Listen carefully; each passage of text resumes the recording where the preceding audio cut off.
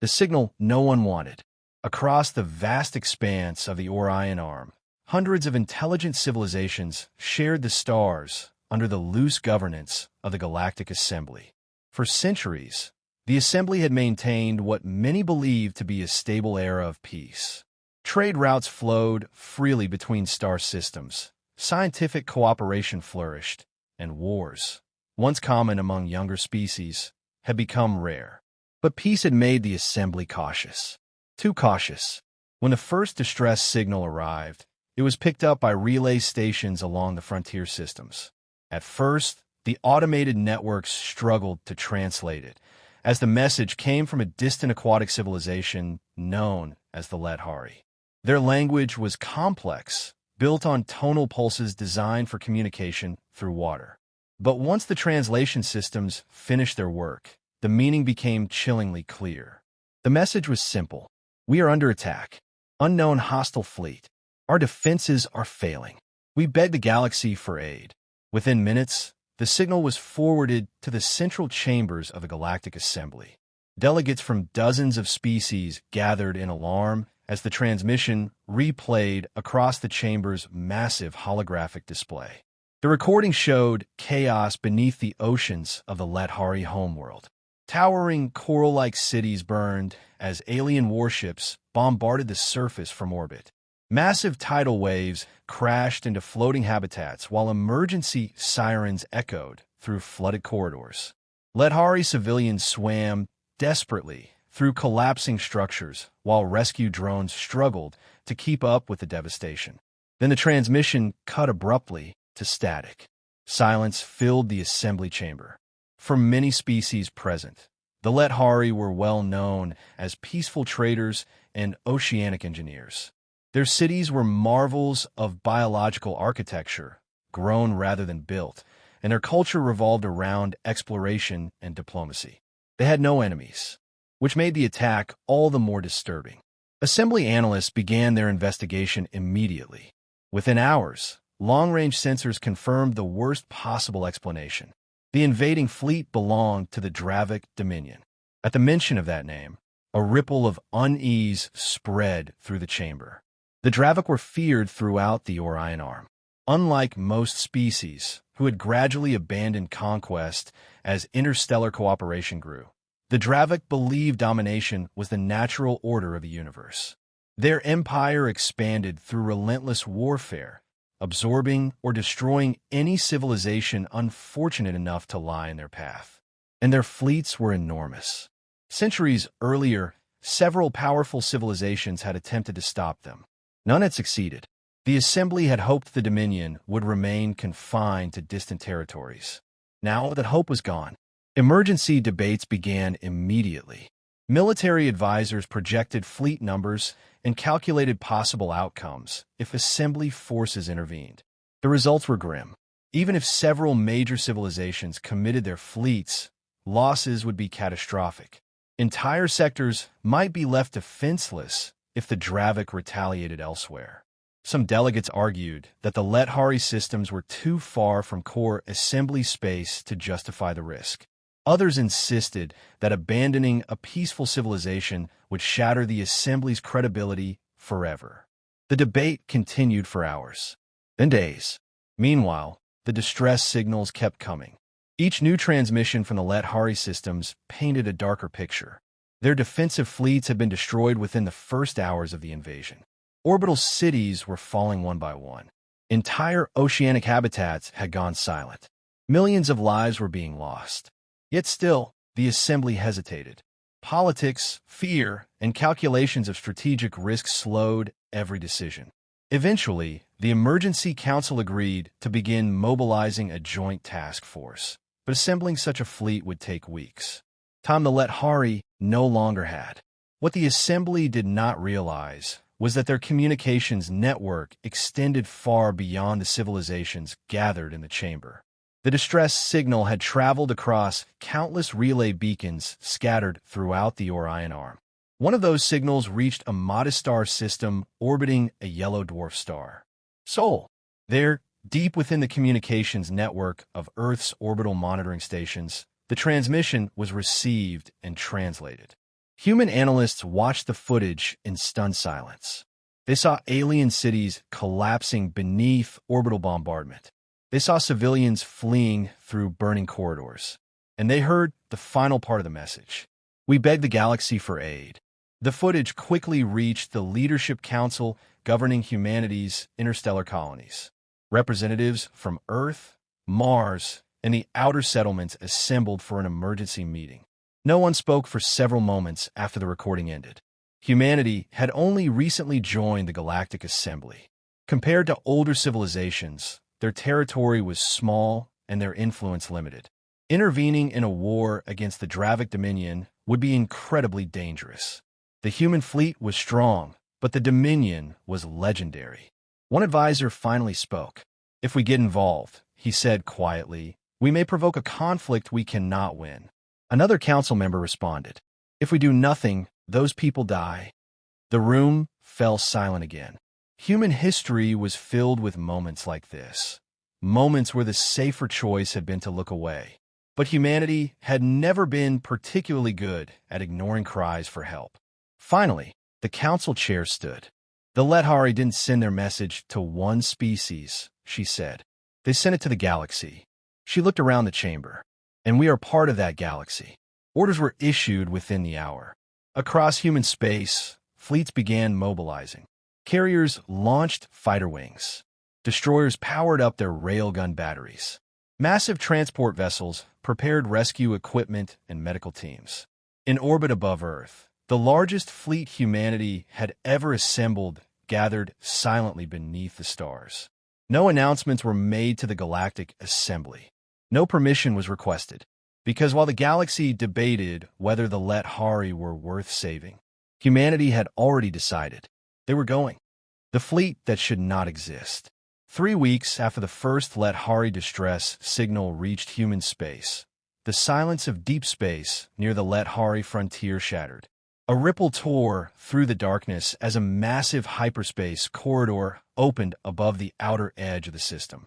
One by one, enormous silhouettes emerged from the distortion, sleek warships bristling with weapons, their hulls lined with glowing blue reactor vanes.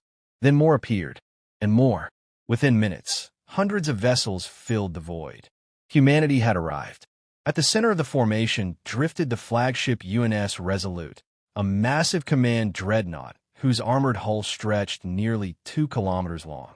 Its bridge windows glowed faintly as hundreds of officers worked in tense silence, studying the battlefield that awaited them.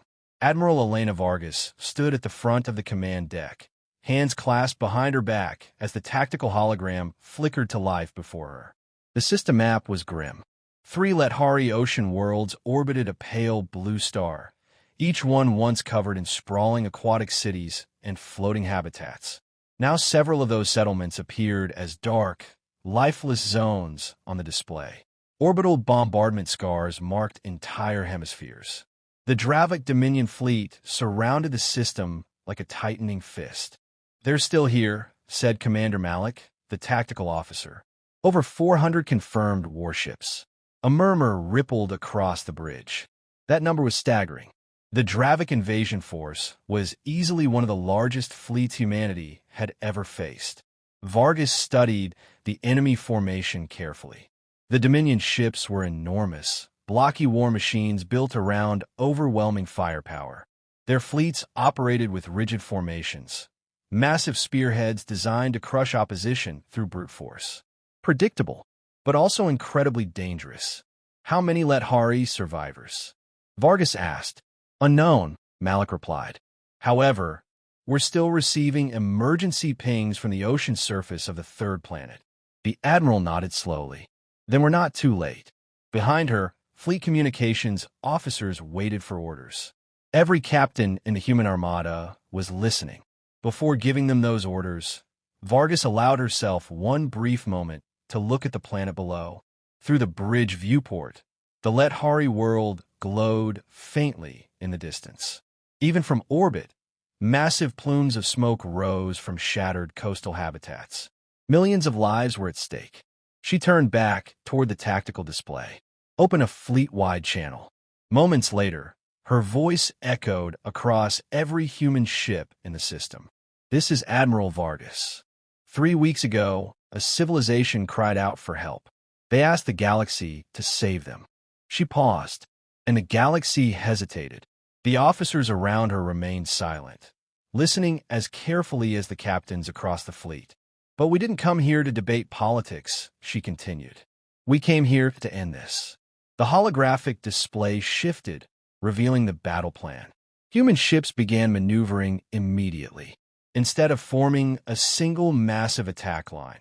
Like most fleets in the galaxy, human warships scattered into dozens of smaller task groups. Fast strike cruisers accelerated toward the flanks of the Dravok formation, while stealth corvettes disappeared from sensor range entirely. Fighter carriers deployed hundreds of small interceptors, their engines blazing as they launched into the void. The Dravok fleet noticed the intruders within seconds. Massive alien warships pivoted in response, heavy cannons charging with violent bursts of plasma. On the Resolute, warning lights flashed across the bridge. "Enemy targeting systems active," Malik reported. "They're locking onto our forward groups." Vargas smiled slightly. "Good," she said. "That means they're looking the wrong way." At that moment, the first phase of the human attack began. Hidden within the asteroid fields near the outer edge of the system, dozens of stealth corvettes suddenly powered up. Their electronic warfare systems unleashed a storm of signal interference that flooded Dravok sensors with false targets. Enemy targeting systems began registering phantom fleets that didn't exist. Meanwhile, human strike groups accelerated directly toward the real Dravok ships. Railguns fired first. Across the vacuum, streams of hypervelocity slugs tore through space faster than any missile. Several Dravok destroyers were struck before they even realized the battle had begun. Explosions bloomed like sudden stars. The Dominion fleet responded instantly, unleashing devastating plasma barges that lit up the darkness in violent flashes. But human ships didn't stay still. Instead of holding formation, they moved constantly, rolling, accelerating, weaving through the battlefield with unpredictable patterns. To the Dravok commanders, the attack made no sense. Their enemies were fighting like predators. Every time a Dominion vessel attempted to focus fire on one human ship, 3 others struck from unexpected angles. Torpedoes slammed into shield generators, while fighter squadrons darted through defensive fire to attack vulnerable thrusters. The massive Dominion fleet began to lose ships. On the Resolute, Malik stared at the casualty reports appearing across the tactical display. "They're adapting slower than expected," he said. "Their command ships are trying to reorganize their formation." Vargas nodded. "That's because they've never fought anyone like us before." She tapped the display, highlighting several enormous Dominion battlecruisers near the center of the enemy fleet. "Target those." Malik raised an eyebrow. "Their command vessels?" "Exactly. Human fleets rarely relied on centralized command structures. Every captain had authority to adapt and improvise. The Dravok Dominion did the opposite. Take out their leadership, and the rest of the fleet would fall into chaos. Strike teams launched immediately. Small assault craft detached from nearby cruisers, racing toward the massive Dominion command ships at dangerous speeds. Inside each craft waited squads of human marines.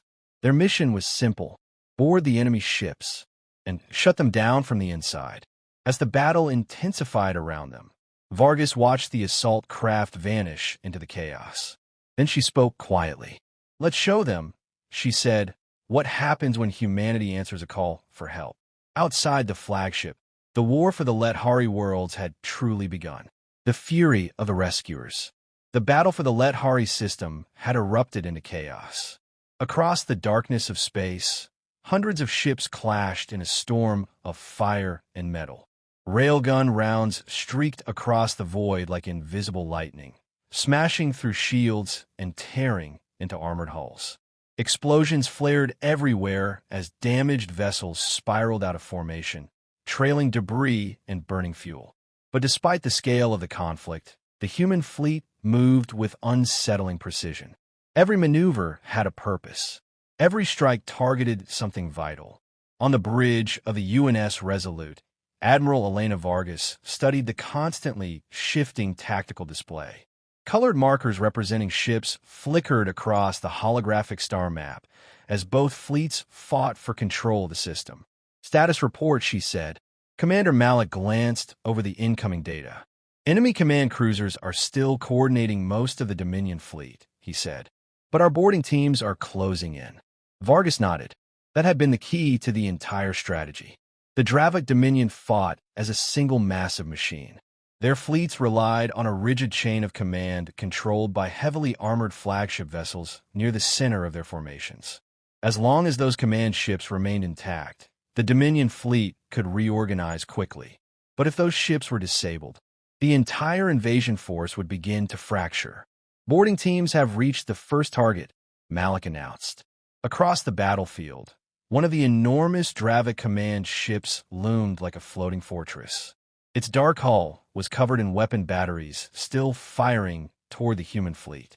Then a small explosion rippled along its side. Human assault craft had attached themselves to the hull. Within seconds, breaching charges detonated. Inside the alien vessel, chaos erupted. Human Marines flooded through the breach points in heavily armored suits, their weapons blazing as they moved through the corridors of the massive warship. The Dravok defenders were large and powerful creatures, but they had never faced enemies who fought with such speed and coordination. Human squads moved like a single organism. One team disabled the ship's internal security systems, while another fought its way toward the reactor chamber. Explosions echoed through the corridors as the Marines sabotaged power conduits and shield generators. Minutes later, the enormous Dravok command ship went dark. On the Resolute's tactical display, the vessel's marker blinked out. Malik looked up. First command ship neutralized. Vargas allowed herself a brief smile. Good. Now let's see how the rest of their fleet reacts. The answer came quickly.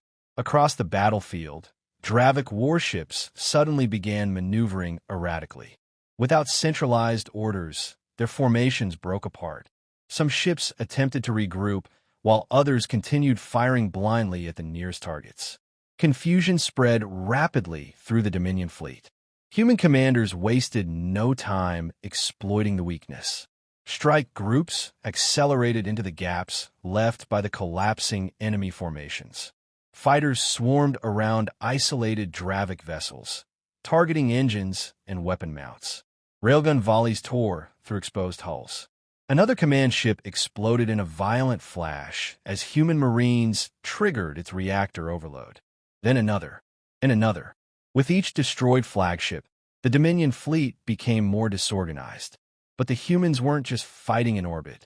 Below them, the oceans of the Lethari homeworld were still burning. Despite the raging battle overhead, human rescue vessels had begun descending through the atmosphere. Their mission was as dangerous as the space battle itself. The surviving Lethari cities were collapsing. Entire underwater habitats had been shattered by orbital bombardment, leaving countless civilians trapped beneath falling structures and rising currents of toxic debris. Human rescue teams entered the oceans in specialized submersible craft, navigating the ruined coral megacities in search of survivors. Inside one of those submersibles, Lieutenant Arjun Patel guided his craft through the shattered remains of a once beautiful Lethari city. Towering organic spires lay broken across the ocean floor, glowing faintly with dying bioluminescent light. Scanning for life signs, his co-pilot reported. Moments later, a cluster of signals appeared on the display. There, she said, collapsed habitat structure. Dozens of survivors. Patel maneuvered the submersible toward the wreckage. The structure had partially caved in, trapping several Lethari families inside a pocket of breathable water. When a human rescue hatch opened, the frightened aquatic aliens stared in shock at the armored figures swimming toward them. They had expected death. Instead, strangers had come. Within minutes, the survivors were safely loaded into the submersible. Above the ocean surface, the war continued. Back in orbit, Admiral Vargas watched as another Dravok command ship was destroyed by human boarding teams. The Dominion fleet was now fully disorganized. It was time for the final move. "Signal the reserve fleet," she ordered. Malik nodded and transmitted the command. Far beyond the battlefield, hidden behind the massive gas giant at the edge of the system, dozens of additional human warships powered up their engines. These vessels had remained concealed since the fleet's arrival. Now they surged forward. The reserve fleet emerged from behind the planet and accelerated directly into the rear of the already confused Dominion formation. To the Dravok commanders, it must have looked like an entirely new armada had just appeared out of nowhere. The trapped invasion fleet suddenly found itself surrounded. Human warships attacked from every direction. Railgun fire hammered enemy hulls. Fighter wings cut off escape routes. Missile barges shattered the remaining Dravok cruisers attempting to retreat. Within hours, the outcome of the battle became inevitable. For the first time in centuries, the Dravok Dominion was losing a war. And all because someone had cried out for help, and humanity had answered. The answer that changed the galaxy. By the time the battle ended, the stars above the Lethari homeworld were filled with drifting wreckage. Broken hulls of Dravok warships floated silently across the battlefield, their once powerful engines dark and lifeless. Here and there, damaged vessels still burned, releasing faint trails of debris that shimmered in the distant starlight. The war for the Lethari system had lasted less than a day. 16 brutal hours. For the Dravok Dominion, it had been a disaster. On the bridge of the UNS Resolute, Admiral Elena Vargas watched the final report scroll across the tactical display. "Enemy fleet status?" she asked. Commander Malik checked the data before responding. 70% of Dominion vessels destroyed, he said. 20% disabled and captured. The remaining ships attempted to flee, but most were intercepted by our interceptors.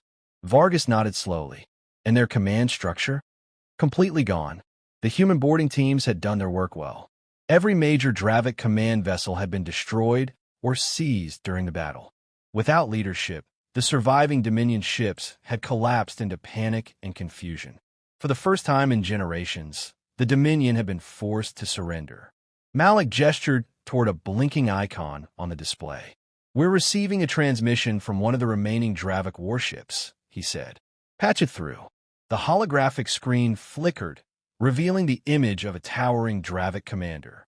His armored face was scarred, his expression filled with disbelief. For centuries, his people had been the conquerors of the Orion Arm. Now his fleet lay shattered around him. "You are humans," the alien growled slowly. "We have heard of your species." Vargas stood calmly before the display. "You attacked a defenseless civilization," she replied, "and they asked for help." The Dravok commander's eyes narrowed. The galaxy ignored them. "Yes," Vargas said quietly, "but we didn't." The alien seemed to study her for several seconds before speaking again. "You risked war with the Dominion for strangers." Vargas didn't hesitate. That's what helping someone means. For a moment, the Dravok commander simply stared at her. Then the transmission ended. The surviving Dominion ships powered down their weapons. The battle was over. But while the fighting had ended in space, the work of saving the Lethari was far from finished. Across the devastated oceans of their homeworld, human rescue operations continued day and night. Medical teams treated thousands of injured survivors while engineering crews stabilized damaged habitats and restored power to underwater cities. For many Lethari, the arrival of the humans still felt unreal. They had expected their civilization to die. Instead, strange alien rescuers had descended from the stars. One rescued, Lethari Elder, floated slowly through a temporary medical station as human doctors worked around her. Through a translation device, she spoke softly to the nearest officer. "Why did you come?" The human medic paused. "Because you asked for help." The Elder studied the strange creature before her, the being who breathed air instead of water, whose species had crossed the void to save people they had never met. "You did not know us." The medic smiled gently. "We do now." Far above the ocean's surface, the human fleet remained in orbit, guarding the system as recovery efforts continued. But news of the battle had already spread across the galaxy. In the chambers of the Galactic Assembly, stunned delegates watched the battle reports in disbelief. Sensor recordings showed the impossible. The Dravok Dominion fleet, an armada that had crushed countless civilizations, had been defeated, and it had been done by humanity. Even more shocking was the fact that humans had acted alone. While the Assembly had debated political risks and strategic calculations, humanity had mobilized an entire fleet and crossed half the Orion Arm to answer a single distress signal. The implications were impossible to ignore. A young species, one many had dismissed as inexperienced, had just done what ancient civilizations had failed to do. They had stopped the Dominion. Weeks later, as the last human warships prepared to depart the Lethari system, Admiral Vargas received one final message from the surface. A gathering of Lethari survivors had assembled in one of the few remaining intact ocean cities. Through a system-wide broadcast, they sent a message to the fleet orbiting above. "We called to the stars for help," the translated message said. "Our voices carried across the galaxy. We did not know who would answer." For a moment, the message paused. Then it continued. "But when our world was burning, it was humanity who came." A quiet silence filled the bridge of the Resolute as the message ended. Vargas looked out at the distant ocean world below. "Set course for home," she said. The human fleet slowly began to move. One by one, the warships entered hyperspace and vanished into the darkness. But the story of what had happened in the Lethari system did not fade. Across the Orion Arm, a new understanding began to spread. If tyranny rose, if innocent worlds burned, if someone cried out for help in the darkness of space, there was now one species the galaxy hoped would hear the call. Because when humanity answered a plea, even the monsters of the stars learned to be afraid.